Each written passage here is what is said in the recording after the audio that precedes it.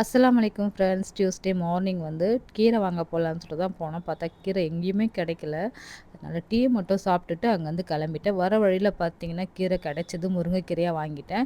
இன்றைக்கி வந்து பருப்பு முருங்கைக்கீரை சாம்பார் தான் செய்கிறேன். 100 கிராம் துவரம்பருப்பில் 2 வெங்காயம், 3 தக்காளி, 2 பச்சை மிளகாய், பூண்டு, சீரகம் 1 ஸ்பூன் போட்டு மஞ்சள் தூள் 1 ஸ்பூன் போட்டு நல்லா நம்ம வேக வச்சுக்கலாம். நெக்ஸ்ட்டு பார்த்தீங்கன்னா பருப்பு நல்லா கடைஞ்சி எடுத்து வச்சுக்கிட்டு அதே குக்கரில் ஆயிலை ஊற்றிட்டு காஞ்ச மிளகா, 1 ஸ்பூன் கடுகு, 1 ஸ்பூன் சீரகம், கொஞ்சமாக பெருங்காயம் போட்டுட்டு சின்ன வெங்காயம் ஒரு 20 வெங்காயம் அதையுமே ஆட் பண்ணி நல்லா வதக்கிட்டு ஒரே ஒரு தக்காளியை மட்டும் அதுவுமே நல்லா வதக்கி விட்டுட்டு சாம்பார் பொடி வந்து ஒரு 2 ஸ்பூன் ஆட் பண்ணிவிட்டு நம்ம கடைஞ்சி வச்சுருக்க இந்த பருப்பையுமே ஆட் பண்ணிக்கலாம். இப்போது நெல்லிக்காய் சைஸ் அளவுக்கு புளியை ஊற வச்சு அதுவுமே கரைச்சி ஊற்றிக்கிட்டு தேவையான அளவுக்கு சாம்பார் தண்ணியை ஊற்றிக்கிட்டு உப்பை ஆட் பண்ணி கடைசியாக நல்லா கொதி வந்ததுக்கப்புறம் நம்ம முருங்கைக்கீரையை ஆட் பண்ணி 2 நிமிஷம் கழித்து ஆஃப் பண்ண வேண்டியதான். நெக்ஸ்ட் இதுக்கு சைட் டிஷ் வந்து கருவாடு ஃப்ரை தான்.